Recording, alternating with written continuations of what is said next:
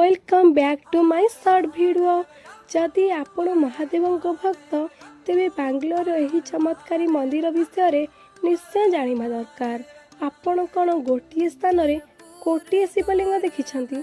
चलतु आज जीवा बांग्लोर प्रसिद्ध कोटिलिंगेश्वर मंदिर।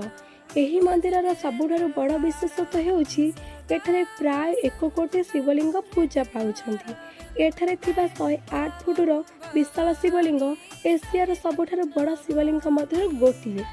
एही बड़ शिवलिंग सामने 35 फुटर एक विशाल नंदी मूर्ति मध्य रहिछि, जहा देखिबाकू बहुत सुंदर।